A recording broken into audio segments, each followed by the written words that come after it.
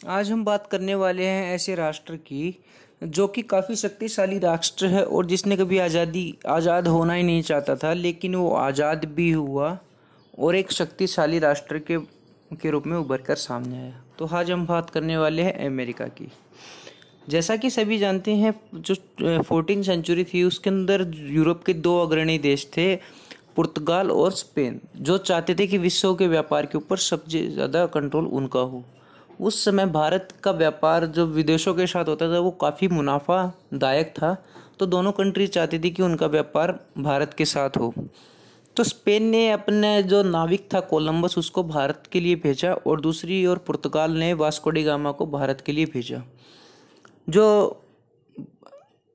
Columbus था वो Bermuda triangle में फंसकर किधर पहुंच चला गया, स्पेन का जो नाविक था वो कहाँ चला गया, मैक्सिको में चला गया। दूसरी ओर जो बरमुडा ट्रायंगल के सहारे सहारे लगते हुए जो वास्को डी गामा थे वो कहाँ पर आ गए, साउथ अफ्रीका के कैपटाउन में, और वहाँ से फिर वो भारत के कालीकट बंदरगाह पर पहुँचे।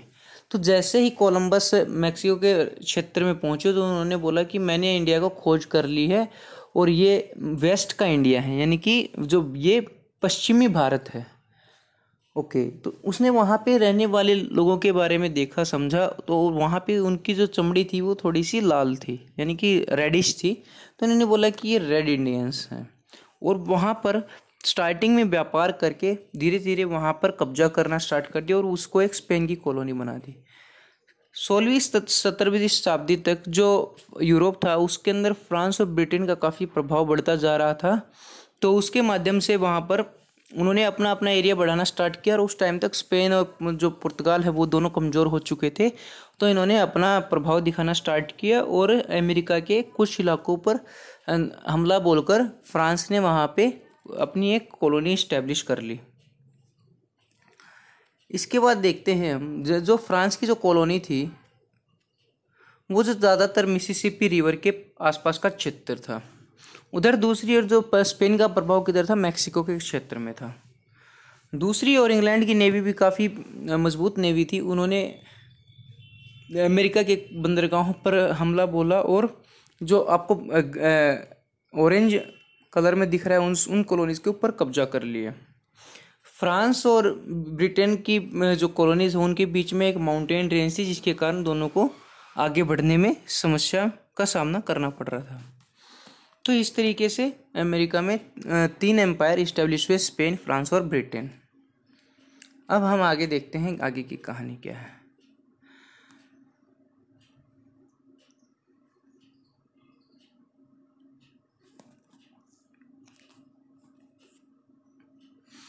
अच्छा, अब ये जो एम्पायर्स थे वो बार बार क्यों चाहते थे कि कॉलोनीज बनाना, क्योंकि वहाँ से उनको रॉ मटेरियल मिल जाता। अच्छा, रॉ मटेरियल मिल जाता, तैयार करने के बाद वही प्रोडक्ट के रूप में उन्हें मार्केट मिल जाती उनमें बेचने के लिए। दूसरी ओर वहाँ पे सस्ते मजदूर मिल रहे थे, व्यापार फल फूल रहा था, मर्केंटलिज्म का दौर था, और जिसने किसको बढ़ावा दिया, जो कैपिटलाइजेशन की जो भावना है, जो आइडियोलॉजी है, उसको सपोर्ट किया। जब ब्रिटेन ने वहाँ पे कॉलोनी बनानी स्टार्ट की तो जो एक दिन में तो कोई कॉलोनी बनी नहीं, उनको समय लगा, काफ़ी समय लगा, यानी कि 100 साल से ज़्यादा समय लग गए कॉलोनीज बसाने में। ब्रिटेन वहाँ पे स्टार्टिंग में 1607 ईस्वी में आया था, जबकि उसे 13 कॉलोनी बसाते 1732 का समय आ चुका था। कॉलोनी का कुछ स्ट्रक्चर ऐसा था कि वहाँ पे जो रिप्रेजेंटेटिव थे वो वहीं की कॉलोनी से चुनकर आते थे, और वहाँ की हर कॉलोनी की अलग अलग पार्लियामेंट थी, लेकिन जो उनके ऊपर जो गवर्नर होता था वो जो ब्रिटेन के जो क्राउन थे उनके द्वारा नियुक्त किया जाता था, और ब्रिटेन की पार्लियामेंट में उनका कोई रिप्रेजेंटेशन नहीं था। तो सबसे बड़ी डिमांड यहीं से उठी कि जो अमेरिकन्स हैं उनका कोई ना कोई रिप्रेजेंटेटिव होना चाहिए, ताकि ये पता लगता रहे कि अमेरिकन की डिमांड क्या है, किससे वो परेशान है, किस नीतियों से वो खुश। तो ऐसी ही हल्की फुल्की डिमांड थी, कोई ज़्यादा कुछ ऐसा था नहीं, मतलब दबी हुई डिमांड थी ये। लेकिन जो वहाँ के समाज में बदलाव कब से आना स्टार्ट हुआ, वहाँ के समाज में बदलाव आना स्टार्ट हुआ जब से वहाँ पे सोशियो कल्चर एक कॉज बना है। कैसे बना है, 16वीं 17वीं शताब्दी के दौरान जब यूरोप में एनलाइटमेंट एरा आया, तब से क्या हुआ कि जो ईसाई धर्म है 2 भागों में बट गया, किस किस में, कैथोलिक और प्रोटेस्टेंट में। जो स्पेन था, वहाँ से प्रोटेस्टेंट को खदेड़ दिया गया कैथोलिक्स द्वारा, और जो प्रोटेस्टेंट थे वो कहाँ पर आकर बस गए, अमेरिका में आकर बस गए। दूसरी ओर ब्रिटेन में जो प्रोटेस्टेंट का प्रभाव ज़्यादा था और उन्होंने किसको खदेड़ दिया, कैथोलिक को खदेड़ दिया, तो वो कहाँ पर आकर बस गए, अमेरिका में आकर बस गए। दोनों ही जगह परसिक्यूशन हुआ था लोगों का, तो वो यूरोप से भागकर कहाँ जाते, अमेरिका जाते, क्योंकि अमेरिका में उनके साथ ऐसा कोई अभी लड़ाई दंगे स्टार्ट नहीं हुए थे। जैसे ही वो आते तो अपने साथ वो एनलाइटमेंट की जो आइडियाज़ हैं वो लेकर आते, जैसे कि वहाँ पर नेचुरल लॉज के बारे में बातें होने लगी, ह्यूमन राइट्स के बारे में बातें होने लगी, लिबरलिज्म के बारे में बातें होने लगी। राइट्स में भी वो बात करने लगे कि जो लोग हैं वहाँ के, उनको अधिकार होना चाहिए, अपने नेता को चुनने के लिए अधिकार होना चाहिए, वोटिंग राइट्स होने चाहिए, ज़मीन का हक होना चाहिए, प्रॉपर्टी राइट्स होने चाहिए, और उनको जीने का अधिकार होना चाहिए, घूमने फिरने का अधिकार होना चाहिए। इसने क्या बना दिया कि अमेरिका को एक लिबरल कंट्री बना दिया। दूसरी ओर जो डेमोक्रेसी, मोनार्की, डेमोक्रेसी और रिपब्लिक जैसे कंसेप्ट सामने आए। अच्छा, जो ज़्यादातर प्रभाव था समाज में उस समय में अमेरिका में, दो ऐसे हम फिलोसफर देखते हैं जिनका काफ़ी प्रभाव था, बेंजामिन फ्रैंकलिन और थॉमस पेन, जिन्होंने अमेरिकी समाज पर अत्यधिक प्रभाव डाला। दूसरी ओर जो आइडियोलॉजीज थी उसके अंदर भी प्रभाव कहाँ से आ रहा था, यूरोप से आ रहा था, जैसे जॉन लॉक, इमानुएल कांट और मोंटेस्क्यू का प्रभाव आ रहा था।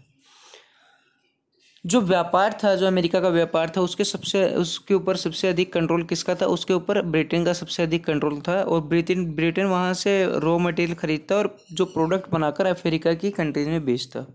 वहाँ से बदले में वो स्लेव्स को लेकर जाता कहाँ पर, अमेरिका की फैक्ट्रियों में लगा देता, ताकि वहाँ पर सस्ते मजदूर मिल सकें। लेकिन ये एक अफ्रीकन अमेरिकन का इश्यू आगे चलकर काफ़ी बड़ा बन गया था। दूसरी ओर कुछ इकोनॉमिक कॉज थे, जैसे कि कॉलोनीज थी, उनके बीच में भी व्यापार होने लगा। हालांकि ये ऐसा करना मना ही था, लेकिन लगातार चलता जा रहा था। दूसरी ओर जो अमेरिका है उसके अंदर जैसे व्यापार होता कॉलोनीज के बीच में, तो उन्हें पता लगने लगा कि हमारी रेस एक है, हमारा धर्म एक है, हमारी कंट्री एक है, हम सब एक हैं। लेकिन हमारे जो कानून है वो किसके द्वारा बनाए जा रहे हैं, विदेशी शक्तियों के द्वारा बनाए जा रहे हैं। तो वहाँ पे नेशनलिज्म की भावना भी उठने लगी थी। तीसरा ये है कि जो इंग्लैंड है वो ज़बरदस्ती ऐसे अनलॉफुल कानून बनाते जा रहा था जो उनके व्यापार में आए दिन अड़ंगा डालते, जिससे वो काफ़ी परेशान हो रहे थे। जो अमेरिकन्स हैं उनके बीच में जैसे कॉलोनियों में व्यापार होता था, तो उस समय क्या होता था कि एक कॉलोनी से दूसरी कॉलोनी में सामान भेजते या लाते समय जो अंग्रेजी सरकार है उनको टैक्स देना होता था। तो अभी मुद्दा उठने लगा कि ये देश हमारा है, ये हम सब एक हैं, और हम अंग्रेजी सरकार को टैक्स क्यों दें, जबकि वहाँ पे अंग्रेजी सरकार कुछ डेवलपमेंट भी नहीं कर रही। तो इसके लिए फ्री ट्रेड पॉलिसी का एक कंसेप्ट आया था। तो ये कंसेप्ट आज के कंसेप्ट से काफ़ी मिलता जुलता कंसेप्ट है, जो आज विभिन्न देशों के बीच में फ्री ट्रेड पॉलिसी है, वो उसका कंसेप्ट ही वहीं से आया था। तो ये उस दौरान डिमांड उठी थी, जिसने किस किस को बढ़ावा दिया, मेटलिस्टिक को और इंडिविजुअलिज्म को और मर्केंटिलिज्म को बढ़ावा दिया। यानी कि मेटलिस्टिक का मतलब वहाँ पे सामान का व्यापार का ज़्यादा होने लगा व्यापार। दूसरी ओर इंडिविजुअलिज्म, वहाँ पे लोग अधिकारों के बारे में बात करने लगे, जो एक अकेले पर्सन के क्या क्या अधिकार होते हैं। तीसरा मर्केंटिलिज्म, वहाँ पे व्यापार काफ़ी फला फूला। जो तीनों और किसकी इशारा करते हैं, वो तीनों ये कैपिटलिज्म की ओर इशारा करते हैं।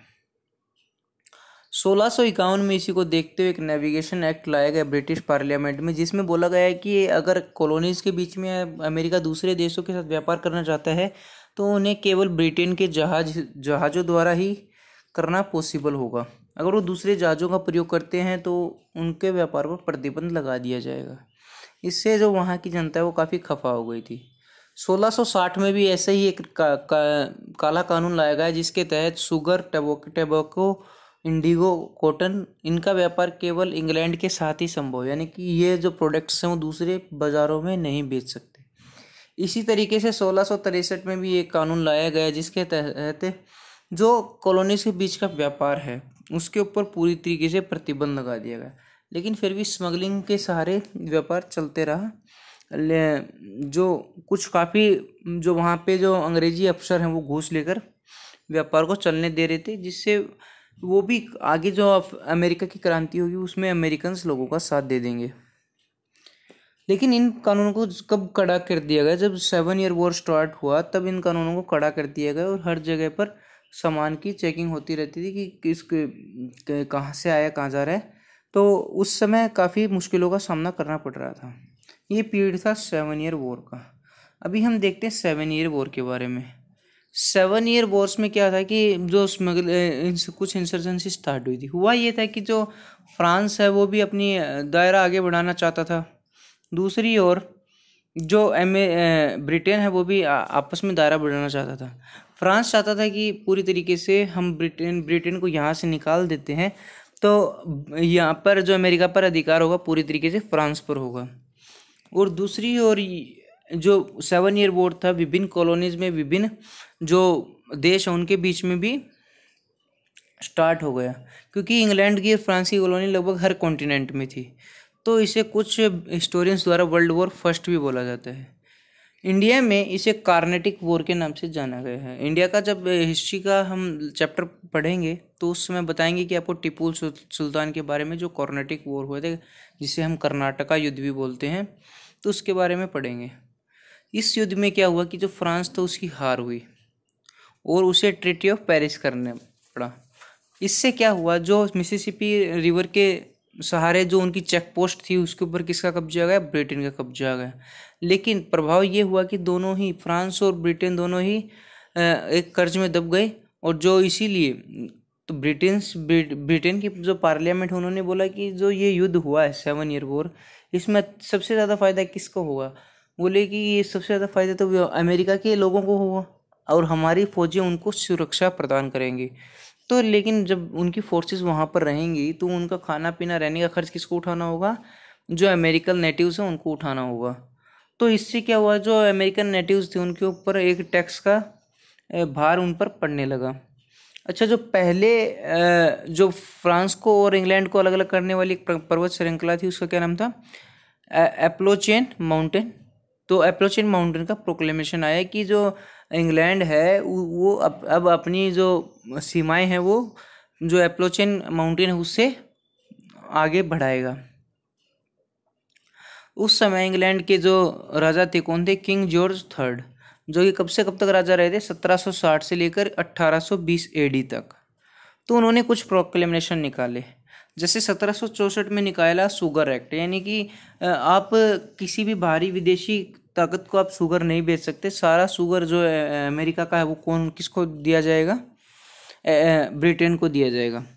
1764 में एक और एक्ट निकाला गया, क्वार्टरिंग एक्ट। इसमें क्या बोला गया, इसमें बोला गया है कि जैसे हमारी सेनाएं आपकी रखवाली के लिए अमेरिका भेजी जाती हैं, तो पहले ट्रेन और हवाई जहाज़ का कोई ऐसा माध्यम नहीं था जिससे सेना एक जगह स्थान से दूसरी जगह पहुंच सके।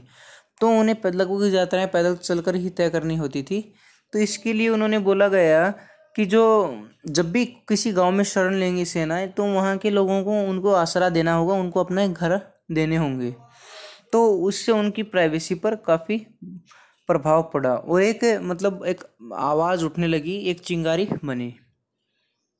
1765 में क्या बोला गया कि जो भी पत्र का प्रकाशन होता है अमेरिका में उसके ऊपर स्टाम्प लगाना ज़रूरी है और उस स्टाम्प की कुछ फीस होगी जो कि उनको अदा करनी होगी। जैसे इंडिया में कोर्ट में जाते हैं तब हर पेपर के ऊपर स्टाम्प लगता है, कुछ इसी तरीके का नियम था। अब इससे क्या हुआ कि जो भी कोई अखबार प्रकाशन करता था या फिर कोई कागज़ प्रकाशन करता था उसके ऊपर, बुक प्रकाशन करता था उसके ऊपर एक्स्ट्रा भार पड़ने लगा, जिससे क्या हुआ कि एक आंदोलन स्टार्ट हुआ। आंदोलन का कारण यही था कि वो जो अंग्रेजी सरकार है वो धड़ाधड़ कानून बनाए जा रही थी, हमारे व्यापारों के ऊपर रोक लगाई जा रही थी, लेकिन हमारा कोई रिप्रेजेंटेशन ही नहीं था। कहाँ पे, लंदन की जो ये ब्रिटेन की पार्लियामेंट में कोई हमारा रिप्रेजेंटेशन, उनको पता ही नहीं हमें किस चीज़ की ज़रूरत है, किस चीज़ से हम खफा हैं। तो इसके लिए एक आंदोलन उठा। इस आंदोलन को देखते हुए वहाँ पर एक संस्था का गठन हुआ जिसे बोलते हैं सन ऑफ लिबर्टी, जो कि अमेरिका की संस्था थी और ब्रिटिशर्स के खिलाफ एक संस्था ने अपना मोर्चा खोला। इसके बाद क्या हुआ, इसके बाद हुआ ये कि जो सन ऑफ लिबर्टी है उसका लीडर कौन चुन लिया गया, सैमुअल एडम चुन लिया गया। उन्होंने क्या बोला कि जो हमें ब्रिटेन के साथ जो व्यापार है उसको बाइकआउट कर देना चाहिए और उन्होंने बोला कि जो हमारे जो इन बिटवीन जो कॉलोनीज हैं उनके का जो व्यापार है उसको फ्री ट्रेड पॉलिसी के अंतर्गत लाना चाहिए। जगह जगह पर उन्होंने अपने जो दफ्तर खोले जिन्हें नाम दिया गया कमेटीज ऑफ कॉरेस्पोंडेंस। इनका क्या मतलब था कि यहाँ पर उस शहर के एक पर्टिकुलर शहर के लोग जुड़ते थे और वहाँ पर अपने विचारों का आदान प्रदान करते थे। तो इससे क्या हुआ कि उस समय जब फ़ोन और व्हाट्सअप वगैरह नहीं थे तो उस समय भी जो कम्युनिकेशन का एक साधन था वो क्या था, कमेटीज ऑफ कॉरेस्पोंडेंस। जो अंग्रेजी सरकार थी इन्होंने इसको क्या बोला, क्रूशियल लिंक्स, क्योंकि इनका लगातार प्रचार प्रसार हो रहा था। इसी को देखते हुए कमेटी ने डिसाइड किया कि हम बड़े पैमाने पर इसका विरोध करेंगे। तो 1770 एडी में बोस्टन में बड़े पैमाने पर जो स्टाम्प एक्ट था उसका विरोध हुआ, बोस्टन में हुआ था इसका विरोध। तो इसके अंदर क्या हुआ कि जो अंग्रेजी सरकार थी उन्होंने 5 प्रोटेस्टर्स को मार दिया। इसे अमेरिका का जलियांवाला बाग कांड, हत्याकांड भी बोला जाता है। लेकिन जो सैमुअल एडम और पॉल रिजर्व थे उन्होंने इस घटनाक्रम को बढ़ा चढ़ाकर दिखाया और वहाँ पे न्यूज़पेपर में बढ़ा चढ़ाकर इसका बखान किया। इससे क्या हुआ, इससे वहाँ की जनता भड़क उठी और अंग्रेजी सरकार को जो स्टाम्प एक्ट था वो वापस लेना पड़ा।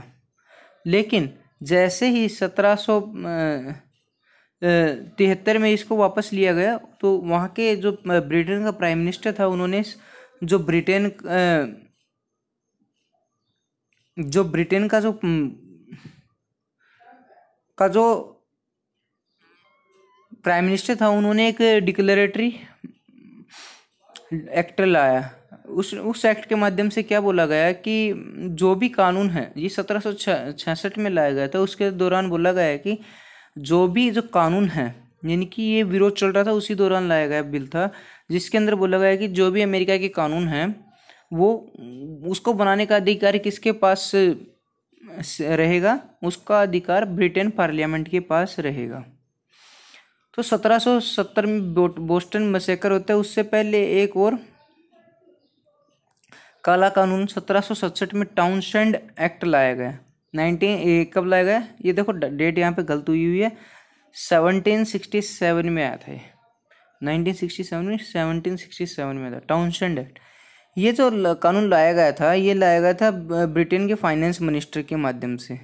इसमें ये बोला गया था कि जो भी एसेंशियल जो गुड्स हैं उनके ऊपर टैक्स लगा। हमने स्टाम्प ड्यूटी तो हटा दिया लेकिन जो एसेंशियल जो गुड्स हैं उसके ऊपर टैक्स लगा दिया। और जो सबसे हैवी टैक्स था किस किस के ऊपर था, टी और इंडिगो। इंडिगो एक तरीके की डाई होती है जो कि कपड़ा रंगने के लिए काम इस्तेमाल होती है, तो वो ला दिया गया। इससे भी काफ़ी लोग खफा थे जब एक ये बोस्टन मैसेकर हुआ। इसके बाद 1773 में ब्रिटेन के प्रधानमंत्री ने क्या किया कि अमेरिका पर सभी टैक्सों को हटा लिया लेकिन एक टैक्स को बनाए रखा जिसका नाम है टी एक्ट। क्योंकि टी जो चाय का व्यापार है वो सबसे फ़ायदेमंद व्यापार था, किसके लिए, इंग्लैंड के लिए। तो सारा जो चाय का माल भारत से जाता कहाँ पर, इंग्लैंड से होते हुए अमेरिका जाता था।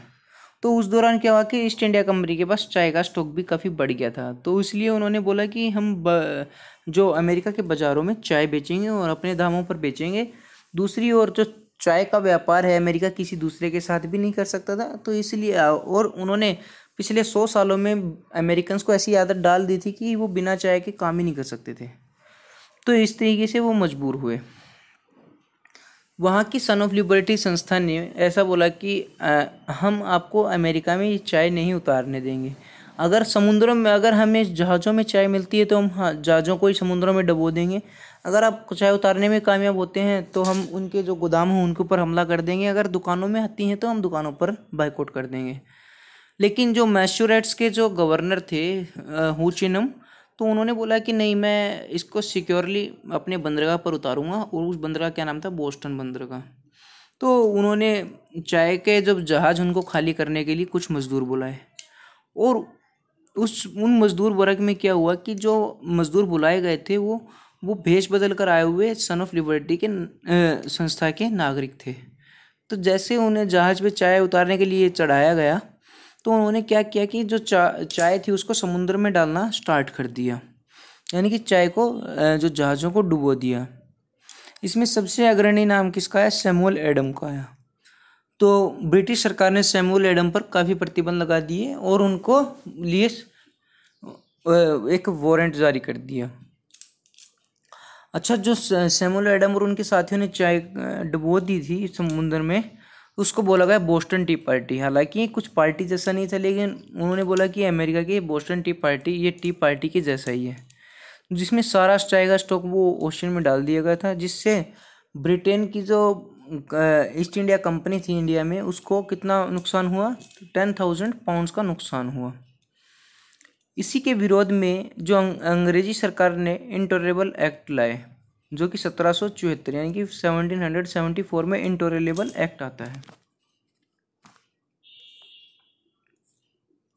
ये बार बार चेक करना ज़रूरी हो जाती है क्योंकि रिकॉर्डिंग हो रही नहीं हो रही, क्योंकि पिछला ये लेक्चर मैं 3 बार रिकॉर्ड कर चुका हूँ और अब हर बार रिकॉर्डिंग बंद हो जाती है, तो मैं भी काफ़ी परेशान होता हूँ। तो आपकी इस लेक्चर में बार बार चेक कर रहा हूँ कि रिकॉर्डिंग हो रही है नहीं हो रही। ओके, जब इंटॉलरेबल एक्ट आया तो उसके अंदर जो भी पब्लिक मीटिंग्स थी जो सरकार के खिलाफ चल रही थी, उनको बैन कर दिया गया। दूसरी ओर जो बोस्टन पोर्ट था उसको अन्य व्यापार के लिए भी बंद कर दिया गया, और वहाँ अंग्रेजी सरकार ने अमेरिकन व्यापारियों से बोला कि हमें इस चीज़ का कंपनसेशन चाहिए, और कंपनसेशन की जो पूरी लागत है किसके ऊपर पड़ेगी? जो अमेरिका के जो नेटिव लोग हैं उनके ऊपर होगी। तीसरा, जो देखो, कनाडा भी एक इंग्लैंड की कॉलोनी ही थी, तो इंग्लैंड के जब 7 ईयर वॉर हुआ तो कुछ ट्राइब्स ने इंग्लैंड का साथ इस आधार पर दिया था कि वो उत्तरी क्षेत्र में अपने आप को एक्सपैंड करेंगी, लेकिन अंग्रेजी सरकार ने बाद में कुछ इसको ठंडे बस्ते में डाल दिया। लेकिन 1774 में ये मुद्दा दोबारा एक्टिव हुआ। उसके अंदर जो अंग्रेजी सरकार थी उन्होंने क्या किया कि क्यूबिक एक्ट लेके आए। क्यूबिक एक्ट में क्या था कि जो अमेरिका की ट्राइब्स हैं वो नॉर्थ में नहीं बढ़ सकती, तो उस समय अमेरिका और कनाडा के बीच में एक बाउंड्री खींच दी गई थी, जिससे वहाँ की ट्राइब्स थी वो अंग्रेजी सरकार के खिलाफ हो चली थी। इससे जो वहाँ की ट्राइब्स थी उसमें गुस्सा आ गया कि उनका एक्सपेंशन रोका जा रहा है, तो उन्होंने क्या किया कि मिलिट्री ट्रेनिंग स्टार्ट कर दी और मिलिशिया वॉरफेयर का उद्भव कर दिया। जो सभी ब्रिटिश अपॉइंटेड गवर्नर्स थे उनकी अपनी अपनी ड्यूमा थी, लेकिन 1775 में पहली बार क्या हुआ कि जो रेवोल्यूशनरी वॉर स्टार्ट हुआ, तो उन सभी में जो कॉन्टिनेंटल कांग्रेस है उसने काफ़ी बढ़ चढ़कर भाग लिया। जो वहाँ की फेमस लड़ाइयाँ हैं कौन कौन सी हैं? War of Lexington, war of Concord, ये उनकी काफ़ी फेमस लड़ाइयाँ हैं। उनका साथ कौन दे रही थी? कॉन्टिनेंटल आर्मी दे रही थी, जिसका जो लीडर थे कौन थे? जॉर्ज वाशिंगटन, जो आगे चलकर अमेरिका के फर्स्ट प्रेसिडेंट बने। जो ये कॉन्टिनेंटल आर्मी थी इसका प्रभाव ज़्यादातर ग्रामीण इलाकों में था, क्योंकि शहरी इलाकों में आज भी जो अंग्रेज़ों के लॉयल हैं वो बैठे थे और वो लगातार इस आर्मी का विरोध कर रहे थे। तो इन्होंने क्या किया कि इस रूरल एरिया पर अपना कब्जा बनाकर जो शहरों में जो उनके लॉयल थे उनके ऊपर हमला करना स्टार्ट कर दिया। इसी दौरान थॉमस पेन ने क्या किया, एक सर्कुलर जारी किया जिसको कॉमन सेंस के नाम से बोला गया। जो कॉमन सेंस पत्रिका थी इसके अंदर जो इंडिपेंडेंस के लिए पहली बार अमेरिका में आवाज़ उठी, यानी कि इससे पहले वो चाहते थे कि ब्रिटेन में हमारा कोई रिप्रेजेंटेशन हो, लेकिन जब थॉमस पेन ने पत्रिका निकाली तब उसके बाद क्या हुआ कि इंडिपेंडेंस की मांग होने लगी। इसके अंदर बताया गया कि क्यों हमें इंडिपेंडेंस लेना ज़रूरी है, उसके अंदर आर्ग्यूमेंट्स बताए गए, कारण बताए गए, जिससे लोग काफ़ी प्रभावित हुए, और ये आज तक की बिकने वाली सबसे अधिक पत्रिका है उस समय की आबादी के हिसाब से। जो पेट्रोइट्स थे, जो सन ऑफ लिबर्टी के जो मतलब लोग थे, उन्होंने क्या किया, जो गवर्नमेंट ऑफिशियल्स उनको मारना स्टार्ट कर दिया, कोर्ट्स को बंद कर दिया, और जो अपने अपने स्टेट्स को उन्होंने फ्री आज़ाद घोषित कर दिया। अच्छा, ये जो वॉर हुआ था उससे पहले एक फर्स्ट कॉन्टिनेंटल कांग्रेस हुई थी, इसके बारे में बताना भूल गया, जिसके अंदर क्या हुआ था कि जो 13 कॉलोनीज़ की जो मीटिंग हुई थी उन्होंने बोला कि हम अब इसके साथ जो ब्रिटेन है उसके साथ बाइकआउट करेंगे और हम उसके द्वारा बनाए गए कानूनों को नहीं मानेंगे। ये एक अमेरिकन गवर्नमेंट की एक झलक सी थी, झलक भर मात्र थी। इसके बाद इन्होंने क्या किया, ब्रिटिश गुड्स थे उनका बहिष्कार कर दिया और उन्होंने बोला कि हमारे बीच में फ्री ट्रेड रहेगा और हमें ज़्यादा से ज़्यादा डोमेस्टिक प्रोडक्ट्स यूज़ करने हैं। जैसे भारत में स्वदेशी अपनाओ स्वदेशी का जो आंदोलन था, विदेशी स्वदेशी अपनाओ विदेशी भगाओ वाला आंदोलन था, वही अमेरिका में चला था। और ब्रिटेन के साथ सारे ट्रेड्स पर प्रतिबंध लगा दिया। उसकी बाद ही वॉर हुआ, जिसके अंदर लिंगस्टन और कॉनकॉर्ड की काफ़ी फेमस बैटल हैं, और कॉन्टिनेंटल आर्मी है जिसके जो जनरल कौन थे, वॉशिंगटन थे, और इनका प्रभाव ग्रामीण इलाकों में ज़्यादा था, और उन्होंने ग्रामीण इलाकों में पेट कायम कर शहरों में लॉयलिस्ट थे उनके ऊपर हमला करना स्टार्ट कर दिया, जिससे ब्रिटिश सरकार कमज़ोर होती गई। बाद में थॉमस पेन ने सर्कुलर जारी किया जिसको कॉमन सेंस नाम दिया गया, जिसके अंदर पहली बार इंडिपेंडेंस की आवाज़ उठी। इसके बाद क्या, जो भी वॉरफेयर के जो लोग थे उन्होंने क्या किया, कोर्टों पर ताले लगा दिए, और जो अंग्रेजी ऑफिसर्स थे उनको मारना स्टार्ट कर दिया, और अपने आप को एक डिक्लेयर घोषित कर दिया। अच्छा, 1774 में क्या हुआ कि जो डिक्लेरेशन ऑफ इंडिपेंडेंस निकाला गया, ये किसके द्वारा निकाला गया था? थॉमस जेफरसन के द्वारा। किसके द्वारा निकाला गया था? थॉमस जेफरसन के द्वारा। और ये कब निकाला गया था? 4 जुलाई 1776। इसी दिन से अमेरिका को आज़ाद मान लिया गया। इस जो डिक्लेरेशन में बोला गया है कि सभी अमेरिका का कोई भी नागरिक एक दूसरे से प्रधान नहीं होगा, यानी कि जो नोबलिस्ट वाला सिस्टम उसको पूरी तरीके से बैन कर दिया गया। कोई भी आदमी नोबल नहीं होगा जन्म के आधार पर, हाँ अपने शिक्षा के आधार पर वो महान हो सकता है। लिबर्टी ऑफ इंडिविजुअल्स की बात उठी, यानी कि मतलब एक अकेले व्यक्ति की क्या क्या अधिकार हो सकते हैं। अनलाइबल राइट्स की बात हुई, यानी कि किसी भी परिस्थिति में उन अधिकारों को नहीं छीना जा सकता, उन अधिकारों की बात होने लगी। हर व्यक्ति को खुश रहने का अधिकार है, जैसे देने वाले जॉन लॉक की भी काफ़ी सराहनीय प्रशंसा हुई, और उनके अधिकारों को उनके संविधान में अपना लिया गया। अच्छा, जो वॉर हुई थी उसमें किस किस ने सहयोग दिया? फ्रेंच एम्पायर ने दिया, स्पेन एम्पायर ने दिया, और नीदरलैंड एम्पायर ने दिया। फ्रेंच एम्पायर ने साथ क्यों दिया? क्योंकि वो बदला लेना चाहता था, तो उसकी हार हुई थी 7 ईयर वॉर में, उसका बदला लेना चाहता था। दूसरी ओर जो अंग्रेज़ों ने स्पेन के ऊपर भी काफ़ी प्रतिबंध लगा दी थी, क्योंकि स्पेन उस समय तक काफ़ी कमज़ोर हो चुका था, तो स्पेन ने भी अमेरिकन्स का साथ दिया था, ताकि जो ब्रिटिश कंट्रोल में जो उनकी आए हुए थे वो कमज़ोर किया जा सके। तो स्पेन ने भी उधर नीदरलैंड में भारत में जो कॉलोनी बनाना चाहता था, तो अंग्रेज़ों ने नीदरलैंड के साथ भी युद्ध किया था, तो इसलिए उससे खफा होकर अमेरिका में जो नीदरलैंड के लोग थे उन्होंने किसका साथ दिया? अमेरिकन का साथ दिया।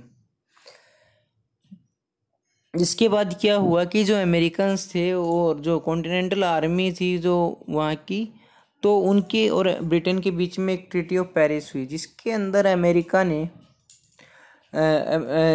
ब्रिटेन ने अमेरिका को एक स्वतंत्र देश घोषित कर दिया और उसकी स्वतंत्रता को माना।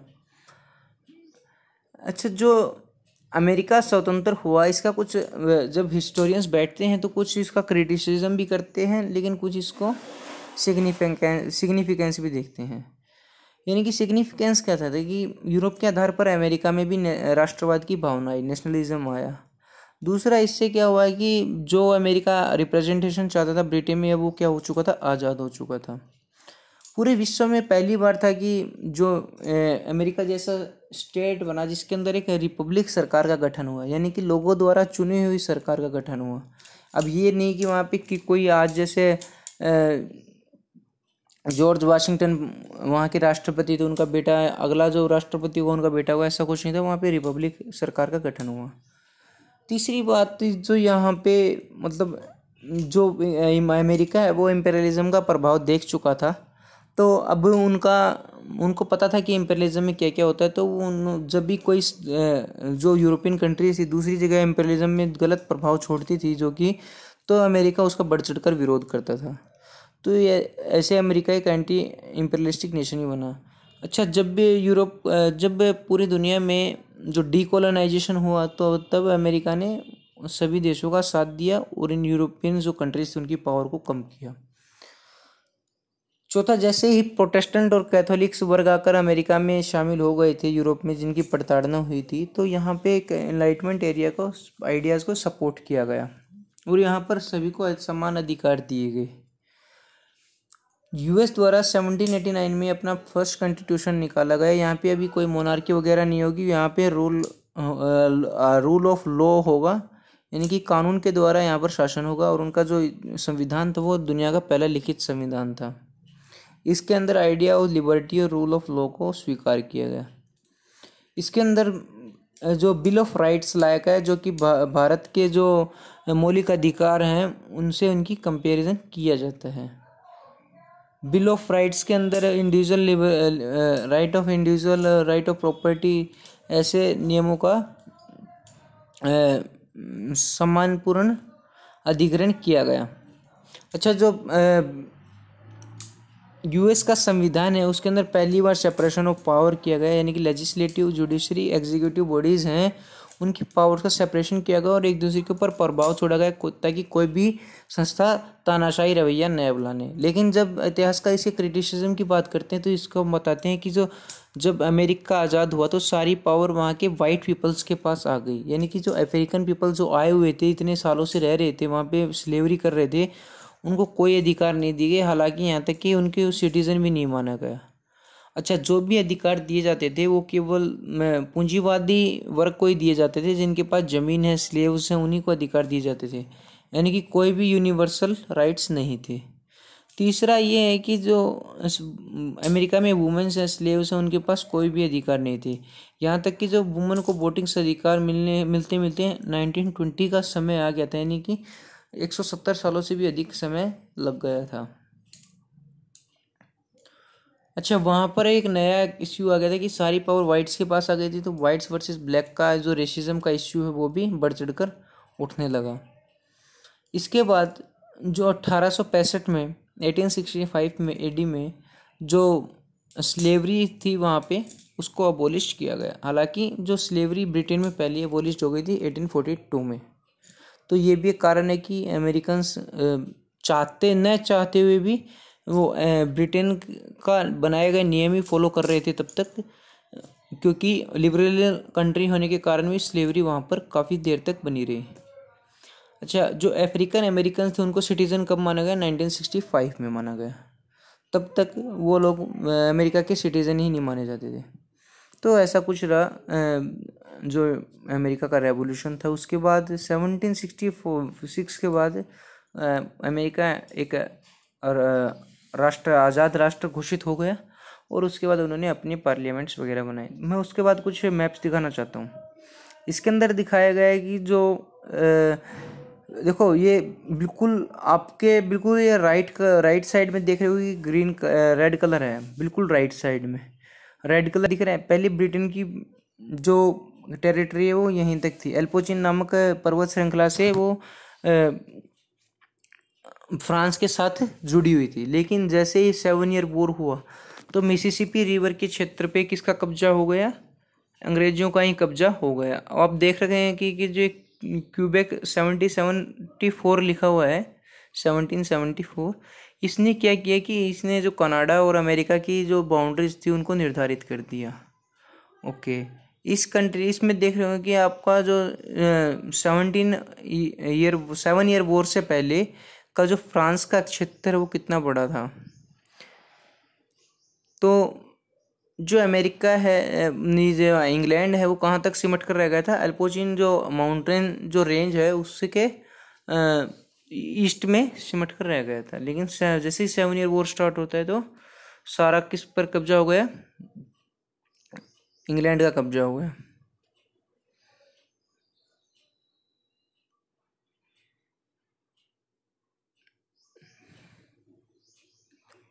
इसके अंदर कुछ बताने लायक ऐसा है नहीं। ये मैंने फ़ोटो इसलिए डाली थी ताकि कनाडा और अमेरिका की बाउंड्री है उनको बताया जा सके। अच्छा, जो 13 कॉलोनीज थी ब्रिटेन की उनका नाम कैसे कैसे था? New Hampshire, Massachusetts, Connecticut, Rhode Island, new Jersey, Delaware, Maryland, Virginia, north Carolina, south Carolina, Georgia, ये क्या थी वहाँ की? ये कॉलोनीज थी। पेनिसिल्वेनिया, न्यूयॉर्क, ये कुछ वहाँ की कॉलोनीज थी। अगर इससे क्वेश्चन आना काफ़ी मुश्किल है, लेकिन आ जाए तो याद रखना कि जैसे वॉशिंगटन वगैरह उस टाइम तक ऐसा कुछ था नहीं, और इसमें तो कुछ बस इतना ही है। अच्छा, ये फ़ोटो उसको दिखाता है कि कैसे कैसे कहाँ पर फ्रांस का एम्पायर था, कहाँ पे जो स्पेन का एम्पायर था, कहाँ पे ब्रिटिश कॉलोनीज थी। तो अगर आपको हमारे द्वारा बनाए गए लेक्चर्स अच्छे लग रहे हैं तो प्लीज़ लेक्चर को लाइक करें, कमेंट करें। अगर आपका कोई भी क्वेश्चन होता है तो शेयर करना न भूलें। और देखो, लेक्चर बनाने में काफ़ी मेहनत लगती है, तो प्लीज़ आप चैनल को सब्सक्राइब भी करें और जो भी वीडियोज़ हैं उनको लाइक भी करें। अगर आपको हमारे द्वारा पढ़ाए गए जो कंटेंट है उसकी PDF चाहिए तो हमें कमेंट सेक्शन में कमेंट करें। Thank you.